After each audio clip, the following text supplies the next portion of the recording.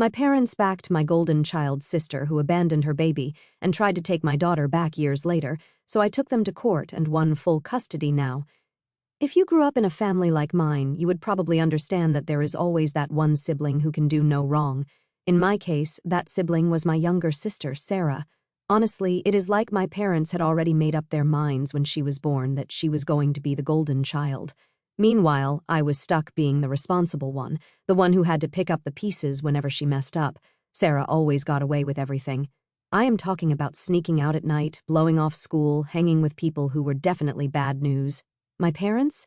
They had a million excuses for her. She is going through a phase, they would say. She just needs to figure herself out. Meanwhile, if I so much as raised my voice, I would get a lecture about respect and responsibility. It was exhausting. Things really started going downhill when Sarah was about 17. That is when she started getting really wild.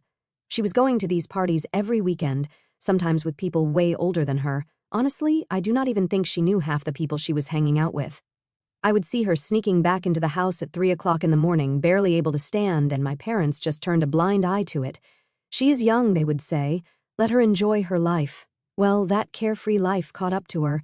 Not even a month after she turned 18, she got pregnant, and of course it was by some random guy she met at one of those parties. She did not even know his last name. It was one of those moments where I thought, okay, maybe now our parents will step in and make her face some responsibility, but nope, that is not how things went down. Sarah was freaking out when she found out she was pregnant. I mean, she was not ready for a kid. She could barely take care of herself, let alone a baby. The first thing she said was that she wanted to get rid of it. She was adamant she did not want to be a mom, and honestly, I cannot blame her for that.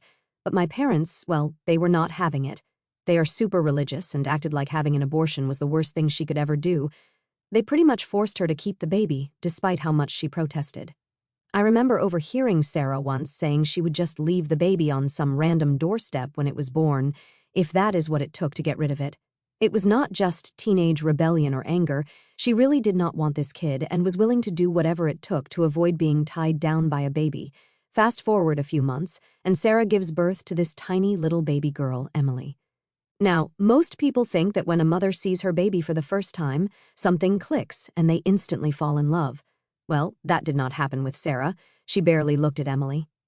In fact, she left the hospital the day after giving birth and did not even take Emily home with her. My parents brought the baby home while Sarah went off to, I do not know, find herself or something. That is when everything changed for me. I could not just sit by and watch this little baby, my niece, be treated like an unwanted burden. I was not exactly jumping at the idea of becoming a parent, but someone had to step up, and it sure as hell was not going to be Sarah. So I made the decision to adopt Emily. I did not even think twice about it. I was not going to let her grow up in a house where no one cared about her. Sarah did not even put up a fight. She was more than happy to sign over her parental rights and walk away from it all. To her, it was like a huge weight had been lifted.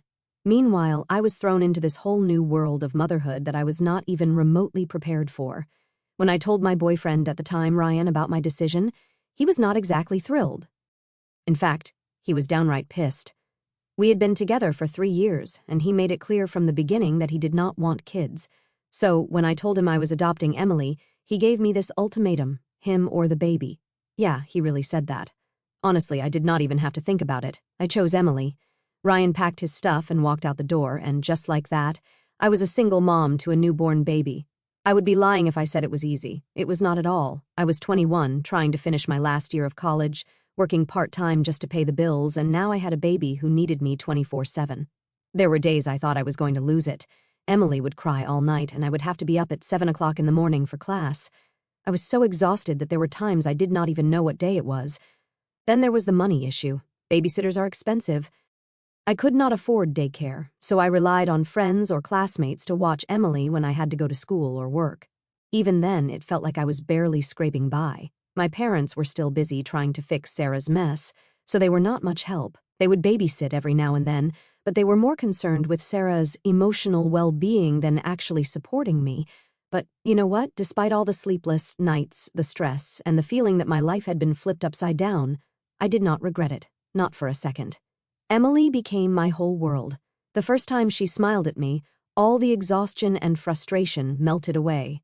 It is hard to explain, but in those moments, It did not matter how tired or broke I was. Emily needed me, and I was going to be there for her. As for Sarah, she did not show any interest in Emily's life for years. She moved on, did her own thing, and barely even asked about her daughter. Honestly, that was fine by me. The less drama, the better. At that point, I thought things were finally settling down. I was figuring out how to balance school, work, and being a mom, and Emily was thriving. But of course, life has a way of throwing things at you when you least expect it, and it was not long before Sarah decided she wanted to waltz back into Emily's life, stirring up all kinds of trouble. I will get to that later.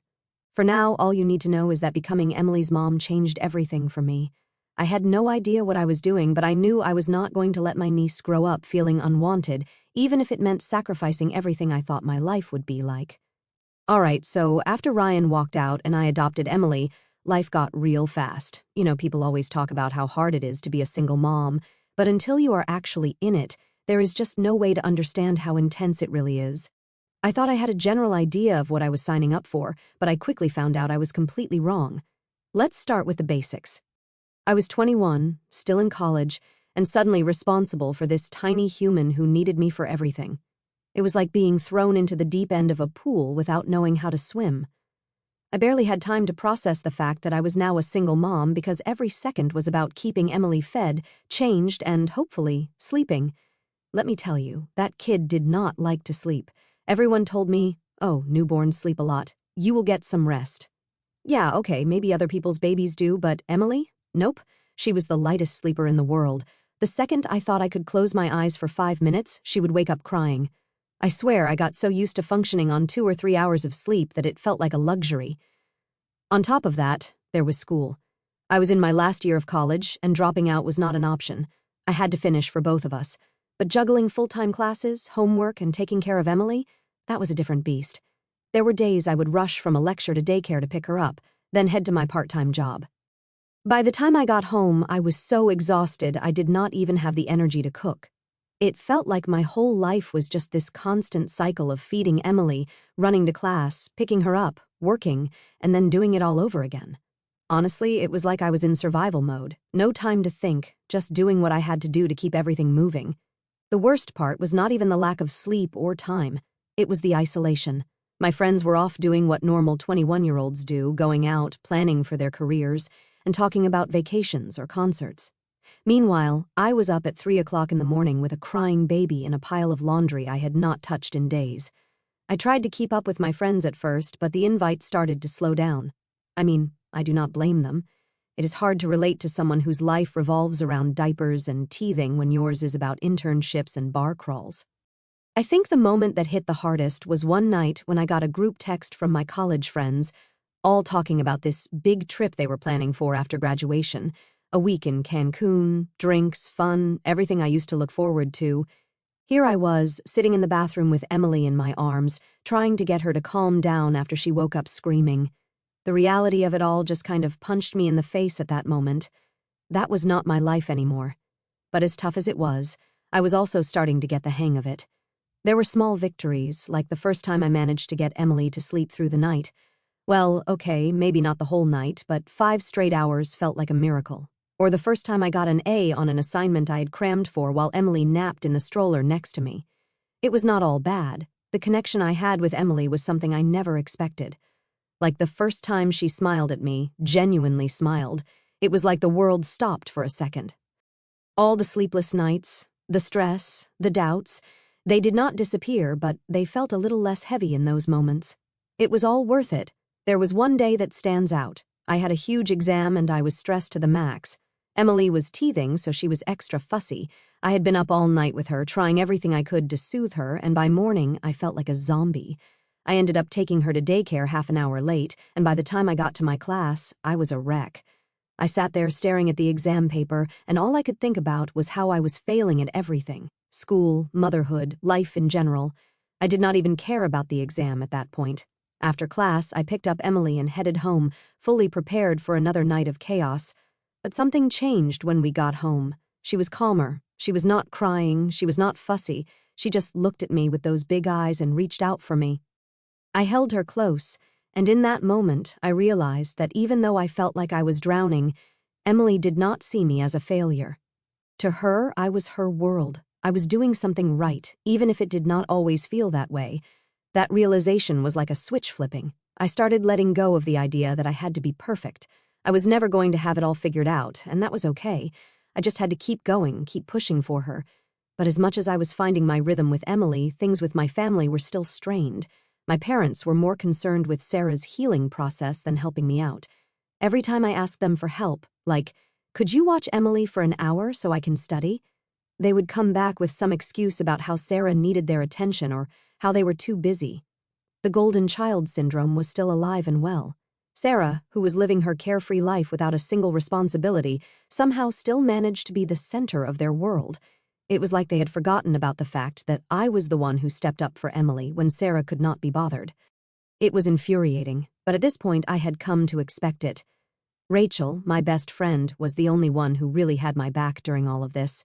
She would drop by with groceries when she knew I did not have time to shop or come over just to keep me company while I studied, and Emily slept. I honestly do not know how I would have made it through without her. All right, so things were finally starting to feel like they were under control. I mean, do not get me wrong, it was not easy by any means, but I had my routine with Emily, school was getting wrapped up, and I was finally getting the hang of this whole single mom life. But just when I thought I had it all under control, that is when Sarah decided she wanted back in. I had not heard from her in years, not a single call, text, nothing. Then, out of nowhere, she shows up at my parents' house for dinner one night, acting like the last 5 years did not even happen. It was like she was coming back from a long vacation, ready to slide right into the role she abandoned. My mom was so excited to have her back, but I had a feeling in my gut that this was not just a casual visit. Something was coming. So, a few days later, Sarah calls me up. I am not even going to lie, I did not want to answer, but I did. The conversation was so weird. She was all like, "I have been thinking a lot about Emily lately, I really want to get to know her." I did not even know how to respond at first because the nerve of her to act like she had not disappeared for 5 years was blowing my mind. I asked her, why now? What has changed? She did not have a good answer, of course, just the typical "I have changed, I have grown up" nonsense. While part of me wanted to believe her, I was not stupid. I did not trust her. But at the same time, I did not want to be the bad guy. I did not want to be the person who kept Emily away from her biological mother, no matter how much I knew she did not deserve to be called that. So I agreed to let Sarah come over, not for Emily's sake, but because I wanted to see how serious she was about changing. If she really wanted to be a part of Emily's life, she would have to earn it. Honestly, I was not holding my breath. When she came over for the first time, it was awkward. I mean, how do you reintroduce a woman to her biological daughter when the daughter does not even know she exists? I had told Emily before that Sarah was her birth mother, but I had kept things simple because, let's face it, she was too young to understand all the complexities of that situation. To her, Sarah was just some random woman she had never met. The first visit went about as well as you would expect. Sarah tried to be all friendly, talking to Emily like they were old friends, but Emily was not having it. She was shy and stuck by my side the whole time. I mean, can you blame her? Sarah was practically a stranger, and kids are smart. They can sense when something is off. But here is where things started to get weird. After the first visit, Sarah kept coming back. At first, I did not mind. I thought maybe it would be good for Emily to at least know her biological mom, even if Sarah had bailed on us before. But Sarah was not just coming by for short visits. She was hanging around longer and longer each time. It was like she was trying to ease herself back into a role she had no right to. She started bringing Emily gifts, new toys, clothes, even expensive stuff like tablets and gadgets. I mean, I appreciate a gift as much as anyone, but it felt off, like she was trying to buy her way into Emily's life. Emily did not even need that stuff. She was happy with her dolls and crayons, but Sarah just kept piling on the gifts, almost as if she was trying to impress someone. It was not about Emily at all, it was about her ego. Then, one day, Sarah drops the big question, "Do you think Emily could spend a weekend with me?" I froze. I did not know what to say. I mean, this is the same person who did not even want Emily when she was born, and now she is asking to play weekend mom? I told her I would think about it, but inside I was screaming no. There was no way I was letting Sarah take Emily, especially when she had not proven anything to me. I needed advice, so I called up Rachel. She knew the whole situation and was pretty much the only person who saw through Sarah's act. When I told her about the weekend request, she was furious on my behalf. She does not get to just waltz back in and act like she is some kind of hero, Rachel said, and she was right. Sarah had not done any of the hard work. She did not stay up all night when Emily was sick or struggle to pay for daycare. She did not raise Emily, I did. But my parents? Yeah, they were thrilled at the idea of Emily spending the weekend with Sarah. It will be so good for them to bond, my mom said, like that was the answer to everything. I swear, it is like they just forgot the last 5 years ever happened. They did not see the damage Sarah had done by leaving. All they saw was their golden child coming back, and they were ready to forgive and forget in an instant. The problem was, I was not ready to forget, and I sure as hell was not going to just hand Emily over to Sarah like she was owed something. I had to put my foot down, and I knew that was not going to go over well. When Sarah came over the next time, she brought up the weekend thing again. I looked her right in the eye and told her, I am not comfortable with that. You have only just started coming around, and Emily does not even know you yet. Let's take this slow. She did not take it well at all. She got all defensive, saying things like, I am her real mom. I have a right to spend time with her. That hit a nerve, and I snapped back. You gave up that right the day you walked away. The look on her face was pure shock, like she could not believe I was standing up to her. She stormed out of the house, and I thought, well, that is the end of that. But no, it was not. Not even a week later, I started hearing from my parents about how upset Sarah was, how she just wanted to make things right, and how I was being too harsh. I could not believe it.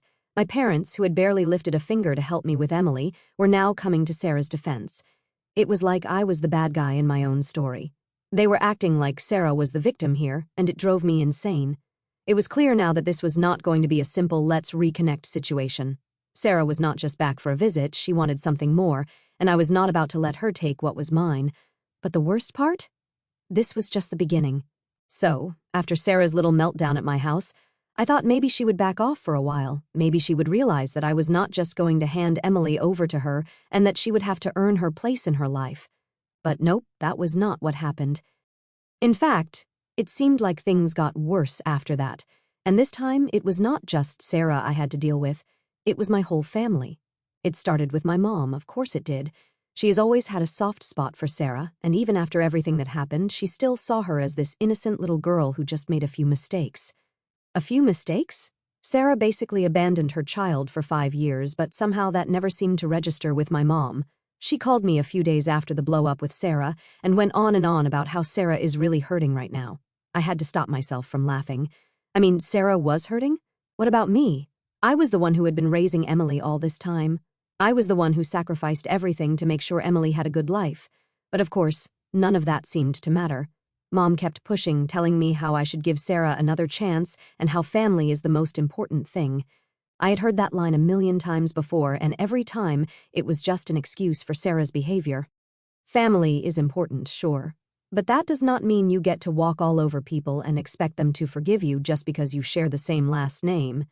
But the worst part? It was not just my mom. Soon enough, I started hearing from other family members too. My aunt called, and the conversation went pretty much the same way. Sarah just wants to make things right, she said. You should let her be a part of Emily's life. Then my cousin chimed in with the same nonsense, telling me how Sarah had changed and how it would be good for Emily to know her biological mom. It felt like a full-blown intervention. Suddenly, people I had not spoken to in years were coming out of the woodwork to give me their opinions on my life. Of course, none of them actually knew the full story. They did not know what it was like to be up all night with a newborn, or to miss out on everything in your 20s because you had to prioritize someone else's life over your own. They did not know how hard it was to juggle school, work, and raising a baby all on your own. But sure, they had plenty to say about what I should do. At first, I tried to be patient. I tried to explain to them that this was not just about giving Sarah another chance. This was about protecting Emily. I was not going to let Sarah swoop in now that Emily was older and act like she was the hero. She was not the one who had done the hard work. I was. But none of that seemed to get through to anyone. The more they pushed, the more frustrated I got. It was not even about Sarah anymore. It was about the fact that my family could not see the truth. They were so blinded by this idea of family unity and forgiveness that they did not care about what was right for Emily. All they cared about was making Sarah feel better. Then came the ultimatum from my parents. I was sitting at home, trying to enjoy a quiet night with Emily, when my dad called. Now, my dad usually stayed out of the drama between me and my mom, so I was not expecting what happened next. "We need to talk," he said. His tone was serious, and right away I knew this was not going to be a friendly chat. He started off by telling me how my mom was really upset about the whole situation with Sarah. No surprise there. But then he hit me with this: "We have been thinking, and maybe it is time for you to consider letting Sarah have joint custody of Emily." I just sat there, stunned. Joint custody? I could not believe what I was hearing. My own father was suggesting that I share custody of my daughter with the woman who abandoned her for 5 years. "Dad, you cannot be serious," I said. "Sarah has not been there for Emily. I have raised her. She is my daughter." I know," he replied, like he was trying to calm me down. "But she is still Emily's mother biologically, and she is trying to make things right now." It was like I was talking to a brick wall. No matter how much I explained that Sarah had given up her rights as a mother, they just did not get it. In their minds, Sarah was still Emily's mom, and I was the one standing in the way of a reunion. The whole conversation left me feeling drained. It was like no matter what I did, I could not win. My parents were always going to side with Sarah, and it did not matter how much I had done for Emily or how hard I had worked. To them, Sarah would always come first. After that call, I started to pull back from my family. I just could not handle the constant pressure anymore. Every time I talked to them, it felt like they were trying to guilt-trip me into giving Sarah what she wanted, and I was not about to let them make me feel like I was the bad guy for protecting my daughter. Rachel, thank God, was my rock during all of this. She kept reminding me that I was not crazy, that I was doing the right thing by standing my ground. "You are Emily's mom, not Sarah," she would say. "Do not let anyone tell you otherwise." But as much as I tried to stay strong, the stress was getting to me. I started having nightmares about losing Emily, about Sarah coming in and taking her away. I would wake up in a cold sweat, my heart racing, and it would take me a few minutes to calm down and remind myself that it was not real. But the fear was still there, lurking in the back of my mind. The more my family pushed, the more I started to wonder if they were right. Was I being too harsh? Should I let Sarah have more of a role in Emily's life? I knew deep down that I was not wrong, but when your own family turns against you, it is hard not to question yourself. Every day felt like a battle, and I was getting tired of fighting. Then came the moment that pushed everything over the edge. My mom showed up at my house unannounced, with Sarah in tow. I was not prepared for it, and honestly, I think that was the point. They wanted to catch me off guard to get me to agree to something I was not ready for. My mom started off with her usual lines about family and forgiveness, but I could tell there was something more going on. Then she hit me with it. "We have talked to a lawyer, and Sarah is thinking about taking legal action to get custody of Emily." I felt like the ground dropped out from under me. Legal action? My own sister was going to try and take my daughter away from me. That is when I realized this was not just family drama anymore. This was about to become a full-blown fight, and I was not going to back down. So, after my mom dropped the whole "Sarah is thinking about legal action" bomb on me, things got real, like really real. I was not just dealing with family drama anymore. This was turning into an actual fight for Emily, and the thought of losing her scared the hell out of me. The first thing I did was call Greg, the lawyer I had been working with. I was not about to take any chances. I needed to know exactly where I stood legally because I had no idea what kind of lies Sarah might try to throw at the court. Greg was calm, like always, which helped me feel a little less panicked. He reassured me that I had a strong case. Emily had been in my care since birth. I had legal custody, and Sarah had abandoned her for 5 years. Still, there was that nagging fear in the back of my mind. Courts can be unpredictable, and when it comes to family law, things can get messy fast. I knew I needed to prepare for the worst, so Greg and I went over everything, every document, every piece of evidence I had, photos, medical records, school reports, anything that proved I was the one who raised Emily. Sarah had nothing. She might have been Emily's biological mother, but that was the extent of her involvement, and I was not about to let her waltz into court and act like she had been some kind of victim. But even though I was getting everything lined up, the emotional toll was killing me. Every night, I would lie awake in bed, staring at the ceiling, just imagining what it would be like if Sarah somehow won. What if she convinced the judge that I was keeping Emily from her? What if the court actually gave her joint custody? I mean, this was my daughter, the little girl I had raised from day one.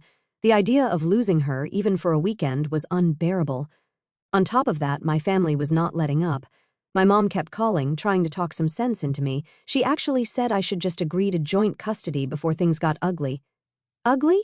They were already ugly, and now she was acting like I was the one who was making it worse. My dad was not much help either. He would just say things like, maybe this is what's best for everyone. Everyone except Emily and me, apparently. Then, as if things could not get worse, Sarah had the nerve to start showing up at Emily's school. The first time, she was just standing outside at pickup, watching from across the street. I do not know if she was trying to intimidate me or what, but it freaked me out. I did not say anything to Emily about it because, honestly, she did not even recognize Sarah. That is how much of a stranger Sarah was to her. But I knew this was Sarah's way of trying to get under my skin. I had to get the school involved. I told them not to let Sarah anywhere near Emily unless I was there, and thankfully they were really understanding. But it felt like I was being watched all the time, like Sarah was just waiting for me to slip up. The court date finally came, and I was a nervous wreck. I walked into that courtroom and there she was, Sarah, with my parents sitting right behind her. I cannot even explain how betrayed I felt seeing them there. They were supposed to be my parents. They were supposed to support me. But no, they were sitting there backing Sarah up, like she had not completely bailed on her daughter's life. The hearing itself was tense. Greg laid everything out, how I had adopted Emily, how Sarah had abandoned her, how I had been the one to provide for her in every way. He was calm, collected, and professional, while Sarah's lawyer tried to spin some story about how Sarah had turned her life around and how she just wanted to reconnect with her child. It was the same sob story she had been feeding my family for months, but this time it did not fly. Then Sarah got up to testify, and man, was that something. She talked about how she was young and scared when she had Emily and how she regretted not being there for her. She even started crying on the stand, trying to play the sympathy card. But I was not buying it, and neither was the judge. There was no way Sarah could explain away 5 years of complete absence, no matter how many tears she shed. When it was my turn to speak, I was shaking. Not because I was scared of Sarah, but because the weight of everything hit me all at once. I was not just defending my right to be Emily's mom, I was defending our entire life together. I told the court everything, how I had been there for every milestone, every scraped knee, every late-night nightmare, how I had done it all without any help from Sarah or my parents, and most importantly, how much Emily meant to me. By the end of it, I could barely hold it together, but I knew I had to stay strong for Emily's sake. The judge took a while to deliberate, which felt like an eternity. I kept glancing over at Sarah, who looked nervous for the first time. My parents would not even make eye contact with me. I think, deep down, they knew Sarah did not stand a chance. Finally, the judge made the ruling Sarah's petition for joint custody was denied. Emily was staying with me, where she belonged. I cannot even describe the wave of relief that hit me when those words came out of the judge's mouth. It was like I could finally breathe again. But even though I won the case, things were not perfect. My relationship with my parents, it was shattered. I did not even speak to them after the hearing. I just grabbed Emily and walked out of there. I did not have anything to say to them anymore. If they wanted to side with Sarah, that was their choice, but I was not going to let them back into my life after what they did. As for Sarah, I have not heard from her since the court ruling. I am not naive enough to think she is gone for good, but for now, she is out of the picture, and that is all I care about. These days, things are starting to feel normal again. Emily and I are back in our routine, and we are happy. It is just the two of us, like it has always been, and I am okay with that. Family is not just about blood. It is about the people who are there for you, who support you no matter what. If that means cutting off the toxic people, so be it. At the end of the day, I know I made the right choice. Emily is safe, and she is with the person who loves her more than anything in the world. That is all that matters.